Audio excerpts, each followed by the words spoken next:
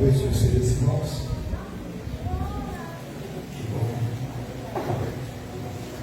Nós agradecemos a Deus por esse culto tão maravilhoso, por esta comemoração, da Páscoa, voltada para o sacrifício de Jesus, a sua ressurreição.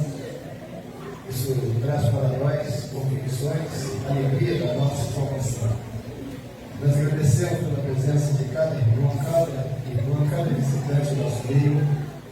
E neste momento nós queremos passar a palavra para o pastor Marcos Magalhães, pastor, já é conhecido nós, pastor da igreja Segunda Real do Cabo, igreja filha. Nós organizamos a igreja e a igreja do Arraial do Cabo, a segunda, já organizamos mais duas igrejas. Nós temos filha e netas. E é um privilégio muito grande estar aqui nesta hora. Convidei o pastor para estar pregando aqui. Ele está de férias, eu falei, vamos trabalhar um pouquinho. Ele e a irmã Janeci, e nós agradecemos a Deus por isso. Nós temos os nossos irmãos então, já foram apresentados aqui, mas o pastor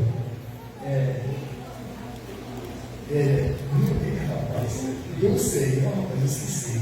Também a sua esposa está aqui, nós agradecemos aos irmãos. E a esposa do pastor Marcos, ele falou que para ele apresentar, mas eu falei, vou falar, você dá, porque senão eu vou cometer justiça aqui, irmã. Janeci está conosco, obrigado também pela sua presença. Pastor Marcos, o senhor pode até apresentar aqui para Janeci. Pode, tá certo? E depois, então, no final do culto, se os irmãos quiserem aqui, eu gostaria de fazer uma foto com os pastores depois do final do culto, com as esposas também dos pastores. Sabe que eu estou me desculpando aqui, que eu quero que a Maria faça uma foto comigo e assim desse jeito. Pastor, que Deus abençoe o irmão. Pode usar o tempo que for preciso, pastor, que Deus colocar a sua oração, como uma honra receber aqui, com a palavra, pastor.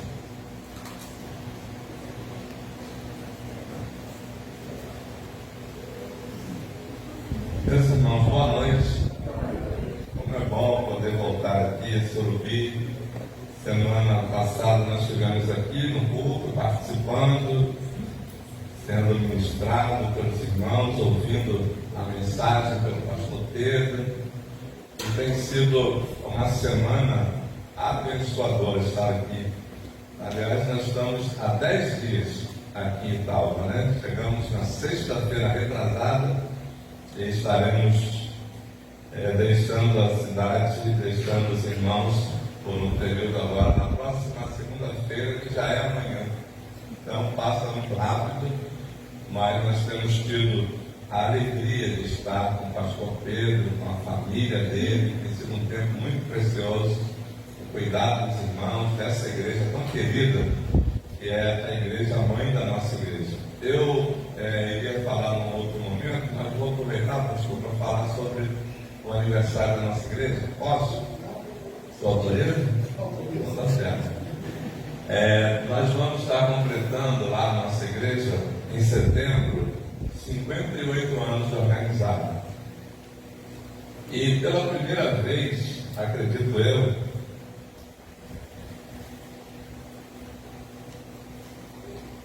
acredito eu que seja pela primeira vez que nós vamos ter as igrejas que o pastor citou aqui presentes no mesmo culto, lá no Arraial do Cabo. Nós vamos ter a igreja mãe, que é a igreja Sorubim, vamos ter as duas igrejas que são filhas da nossa igreja e netas de vocês. A Igreja Batista Primeira de Guarda Grande, o pastor Marcelo, também a Primeira Batista de Monte Alto, é o pastor Rafael. Nós já convidamos, assim quando convidamos vocês, convidamos também as igrejas filhas. E já está tudo confirmado para a gente se encontrar no dia 13 de setembro deste ano, na segunda Igreja Batista em Arraial do Cabo. Estamos nos preparando para aqueles 2 dias com vocês, né? Vocês vão ficar mais tempo com a gente. As filhas vão participar no culto da noite de sábado. Mas vocês vão chegar sábado pela manhã e vão estar conosco durante o dia. Teremos programação para o dia todo, né? E os irmãos sabem que lá tem também as praias. Não sei se vocês gostam, mas nós vamos ter atividades tanto que envolverão o templo, quanto também atividades externas. Estaremos também indo com os irmãos à praia também, porque eu também gosto muito, né? Eu não sou natural de Arraial do Cabo, mas eu gosto muito de praia também. Então, quando tem visitantes assim, a gente aproveita, né, e vai juntos também. Então vamos lá. Sábado, vocês chegando pela manhã, vamos ter atividade durante o dia, à noite, o culto, e aí com essa igreja presente. Domingo pela manhã, toda a programação estará com vocês, e no culto da noite também. Tá bom?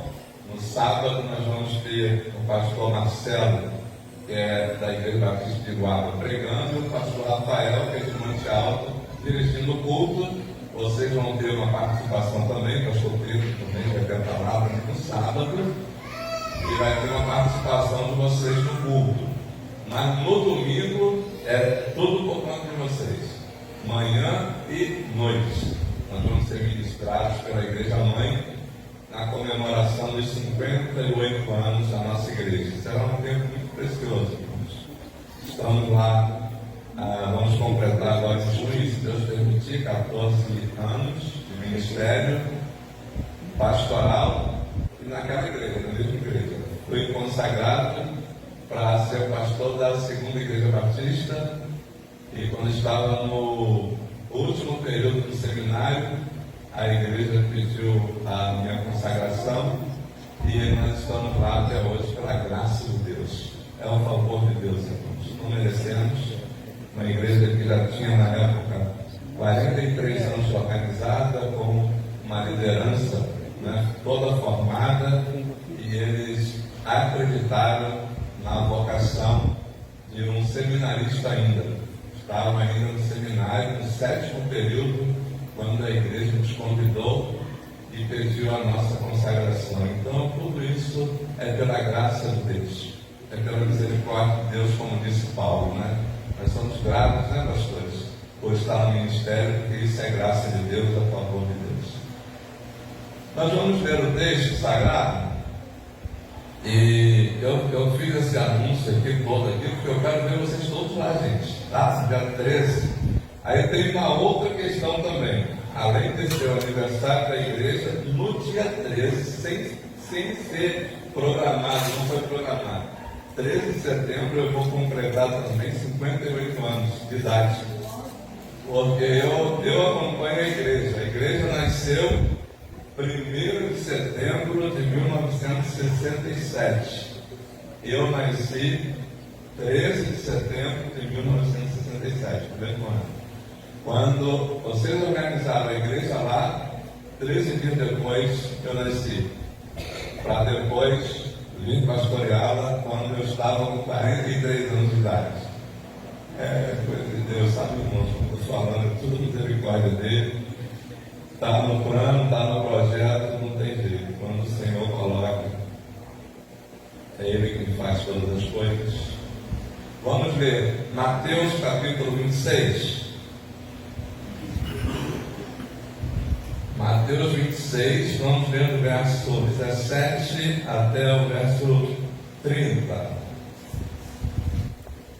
O pastor que está aqui, né, um dos pastores, é o pastor Dulceli, da família dele, que a gente já se conhece. Acho que deve ser pastor, já conhecia ele já me conhecia, e preguei, né, várias vezes na igreja, que ele era vice-presidente da igreja, não era pastor ainda, e ele ficava me incentivando, sabe, Luciano?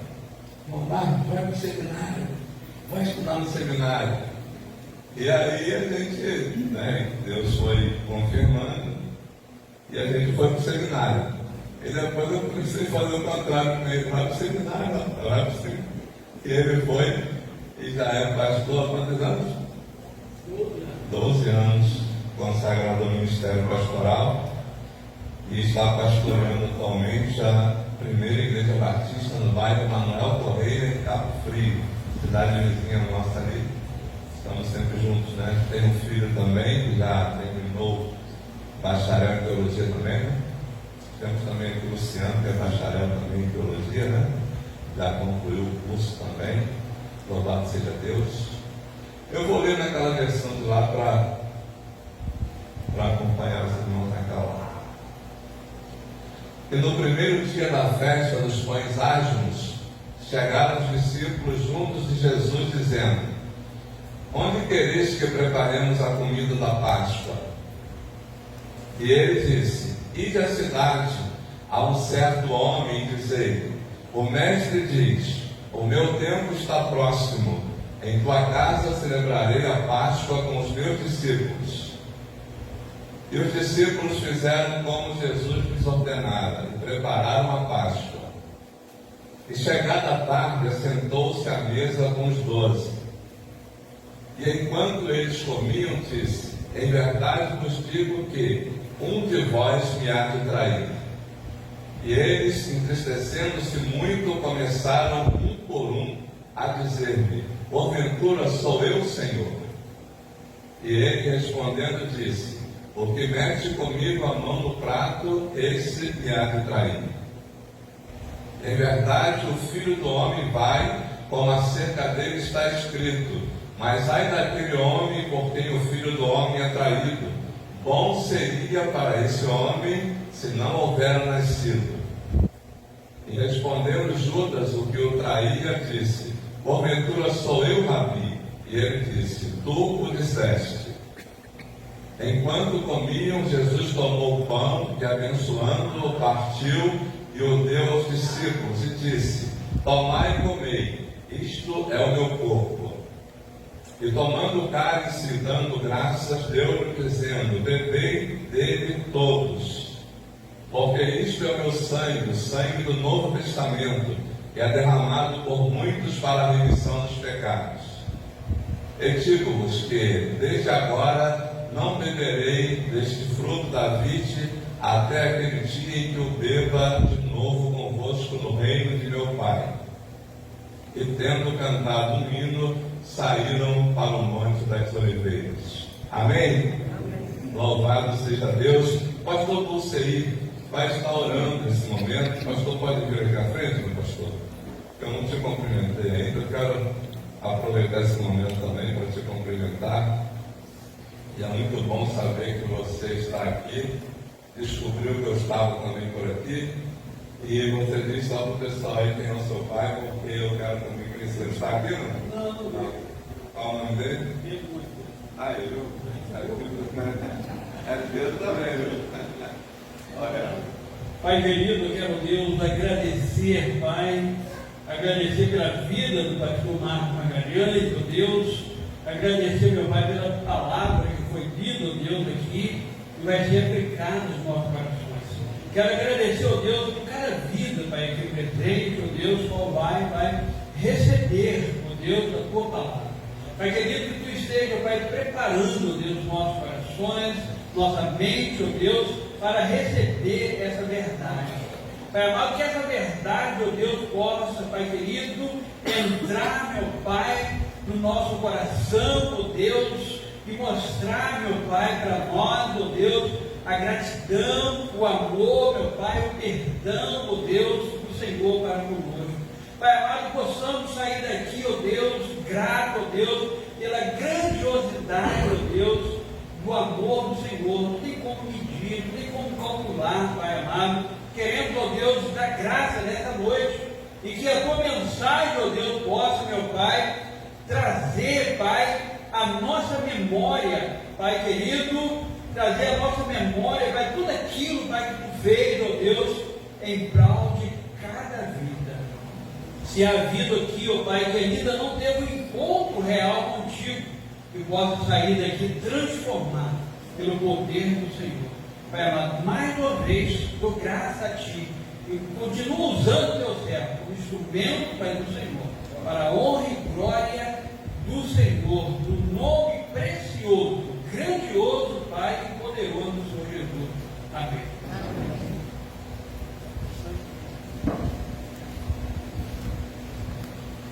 Meus irmãos, vamos pensar um pouco sobre a última Páscoa e a instituição da primeira ceia do Senhor. Nós estamos hoje num domingo muito especial, em que nós comemoramos e chamamos de Domingo da Ressurreição.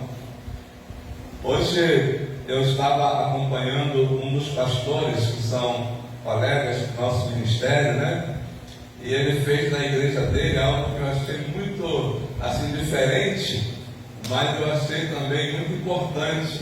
Eu nunca tinha visto.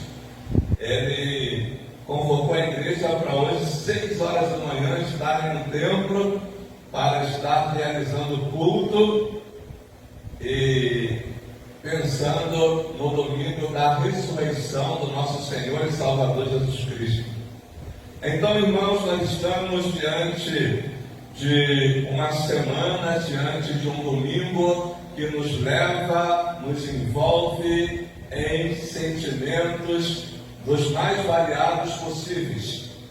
Existe sentimento em que, quando nós olhamos para a sexta-feira, chamada Sexta-feira da Paixão, a sexta-feira em que o nosso Cristo foi crucificado, quando nós olhamos para aquele Calvário, para aquele madeiro, para aquele monte, o monte chamado Caveira, onde o nosso Cristo foi crucificado ali por nós, e nós vemos então quanto ele sofreu por causa dos nossos pecados.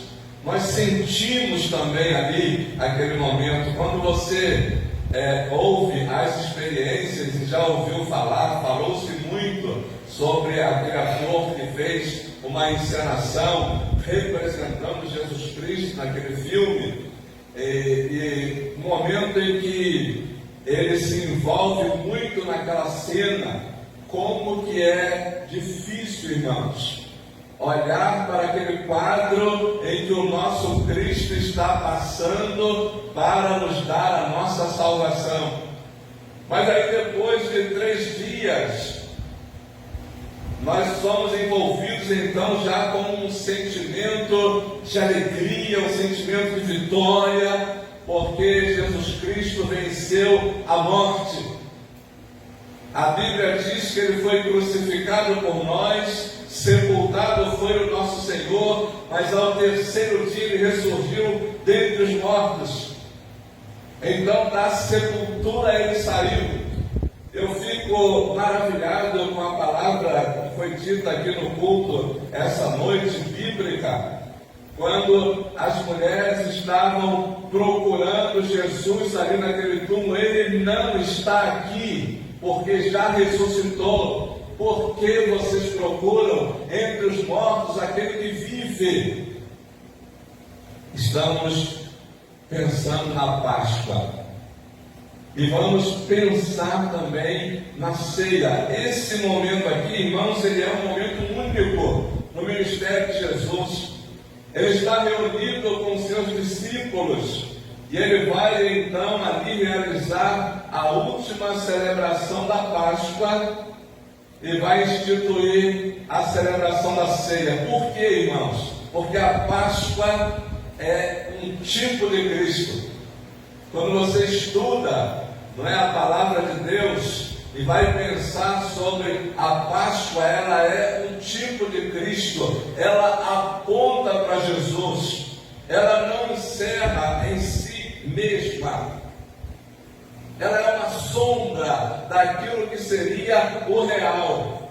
Então o real estava ali, e ele então traz esse momento da última Páscoa para então mostrar para os seus discípulos e mostrar para todos nós que viemos após esse evento, esse acontecimento, esse encontro, mostrar que ele veio para que se cumprisse nele o que foi dito. Ele é o nosso Cordeiro Pascual. Nós estamos pensando aqui hoje, irmãos, sobre a Páscoa, e pensar na Páscoa é pensar numa festa judaica, uma festa que foi instituída pelo líder Moisés, o servo de Deus. E quando nós pensamos, irmãos, nessa palavra, nessa expressão Páscoa, nós precisamos entender o significado dela, que é passagem ou passar por cima. E aí nós precisamos visitar o contexto, o que aconteceu nesse momento em que a Páscoa ela é instituída por Moisés. Os irmãos sabem que Moisés ele tem 3 grandes ciclos na vida dele. A vida de Moisés é dividida em 3 grandes momentos. Ele vive, segundo a Escritura, quantos anos? 120 anos. Os primeiros 40 anos da vida de Moisés foi vivido no palácio, na casa de Faraó. Ele foi instruído, irmãos, como príncipe para ser um faraó. E Moisés já tinha algo dentro dele de liderança. Ele vê o egípcio maltratando o israelita, então ele vai lá e mata aquele egípcio. E então, preocupado com qual seria a atitude de Faraó, ele foge para o deserto. E aí começa o segundo ciclo da vida dele. São mais 40 anos que ele está agora no deserto. E lá está, irmãos, ele então cuidando das ovelhas do seu sogro Jetro. Lá ele constitui família, casa-se com Zípora. E ele então está na casa do seu sogro Jetro. E depois, irmãos, de 40 anos, ele tem então aquela visão da sarça que está queimando e não se consome. E começa então o momento em que Deus o chama para libertar o seu povo que está escravizado no Egito. E diz a palavra de Deus que Moisés então, primeiro ele faz um questionamento com Deus. Ele diz que ele tinha dificuldade de falar. E Deus diz para ele: não tem problema, a gente resolve isso. Eu falo com você, você fala com seu irmão Arão, e Arão fala com o povo. Arão sabe falar. É semelhança, irmãos, de Jeremias, lembra? O profeta Jeremias, quando foi chamado para ser profeta de Deus, ele dizia: eu não sei falar porque eu sou uma criança. E Deus disse para ele: então não tem problema, a gente resolve isso, Jeremias. Tudo que eu te mandar falar, você vai falar. E aonde eu te enviar, tu irás. Está resolvido. Eu não sei, pastor Pedro, se essa palavra que eu estou dando nesse momento, aqui presente conosco, está alguém que é vocacionado. Nós terminamos agora a campanha de missões mundiais. Eu não sei a igreja aqui como está nesse momento, nessa questão da campanha, mas nós terminamos a campanha, estamos terminando a nossa campanha na igreja, né? Vamos terminar no final agora, dia 26, a campanha de missões mundiais. Talvez você seja uma pessoa vocacionada por Deus para um ministério. E talvez o ministério que Deus tem com você não seja pastoral. Talvez o ministério que Deus tenha com você não seja na música.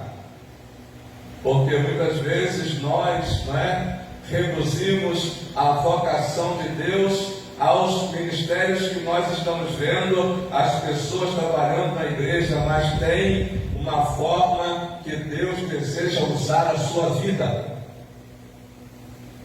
E muitas vezes, como Moisés, como Jeremias, nós nos colocamos nessa condição: eu não sei falar, eu tenho dificuldade em falar.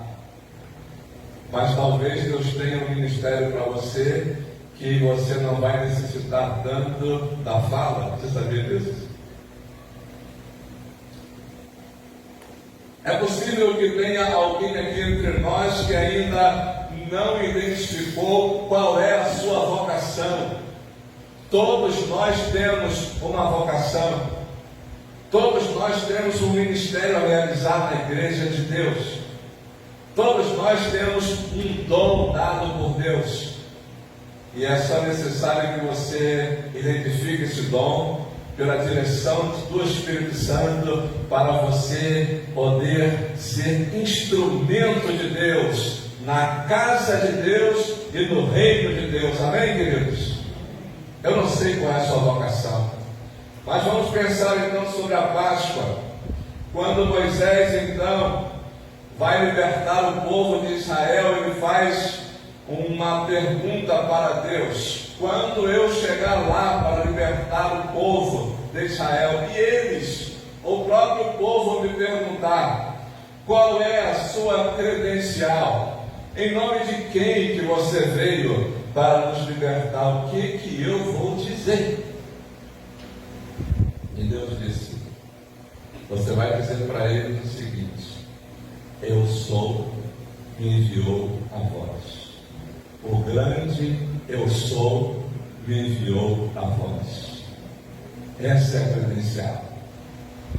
Moisés não iria no nome dele como líder. Moisés não iria no nome do irmão dele, Arão.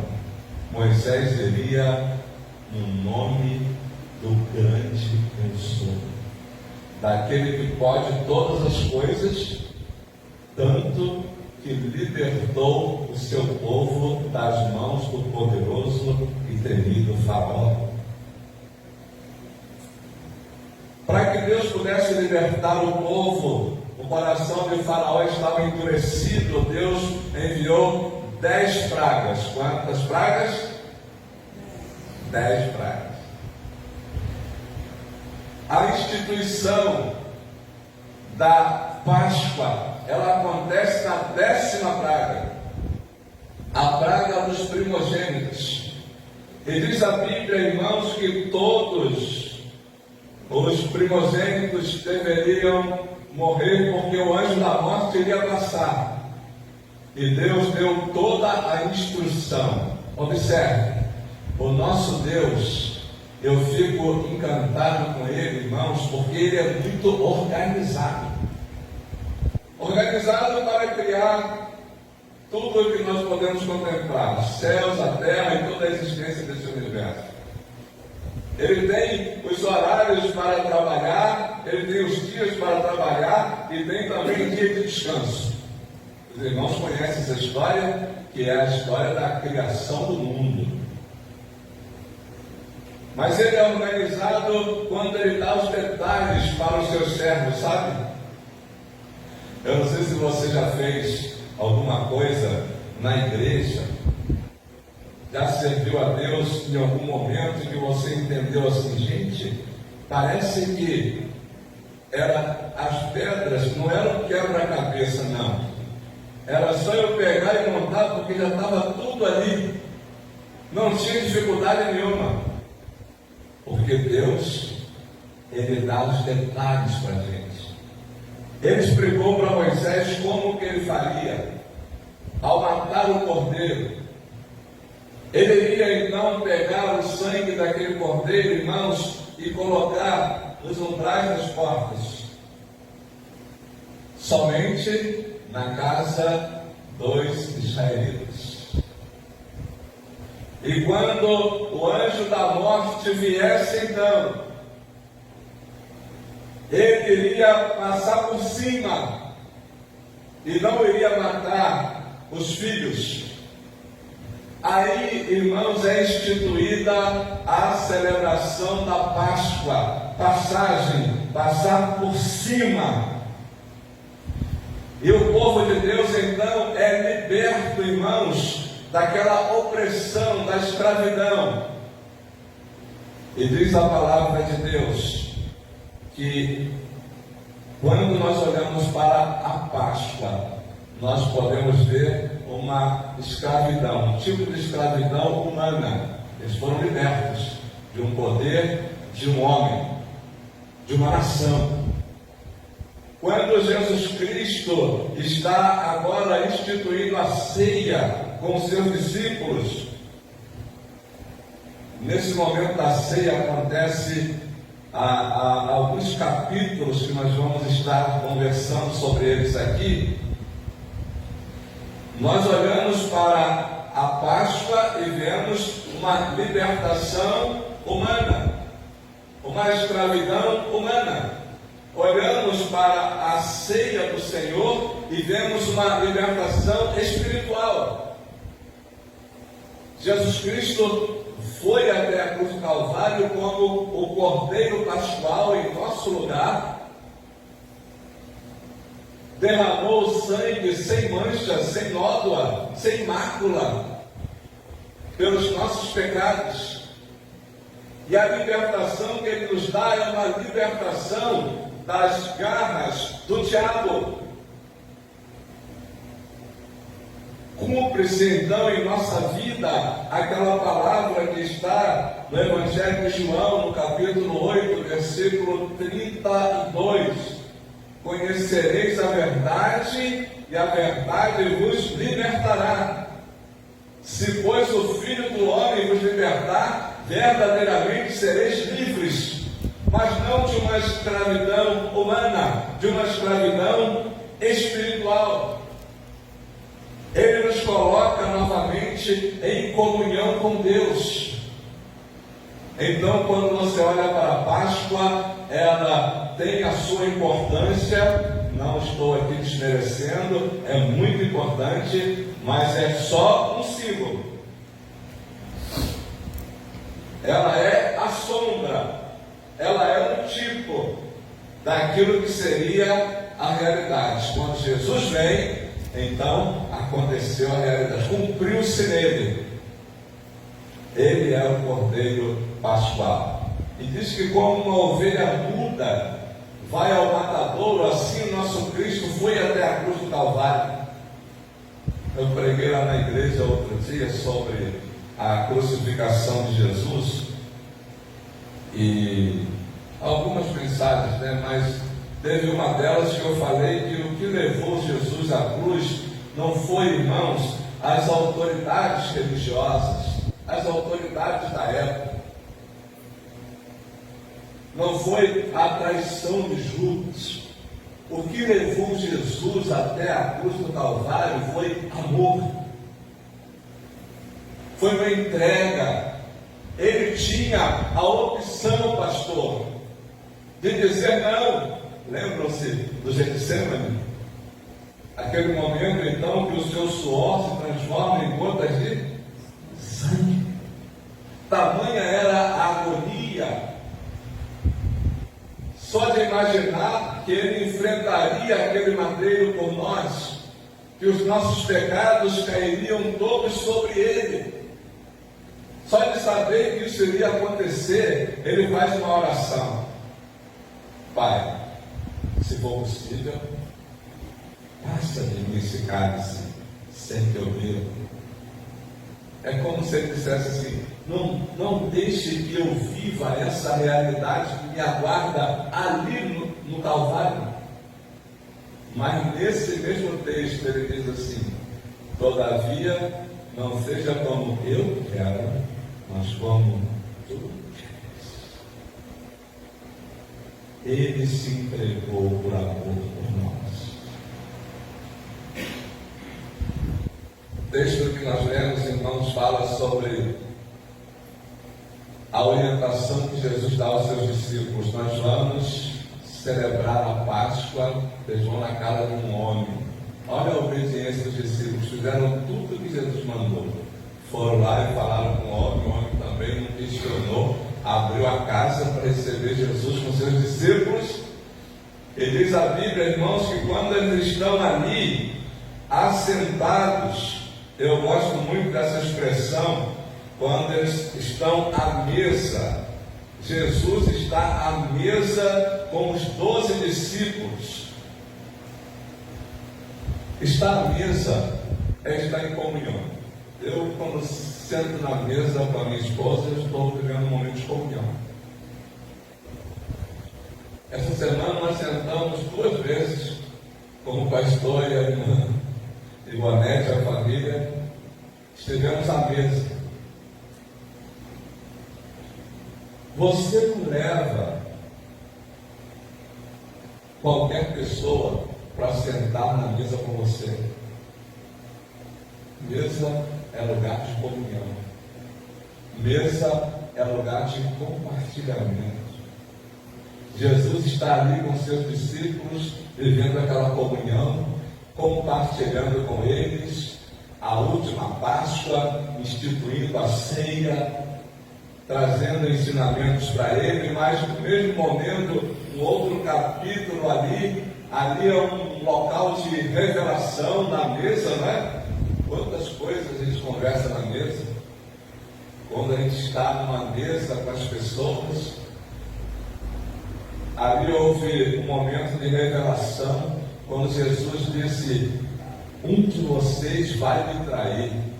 Palavra difícil de se ouvir, na verdade, porque quando você está numa mesa com alguém compartilhando, você nunca espera receber uma palavra dessa de surpresa, como se fosse uma surpresa.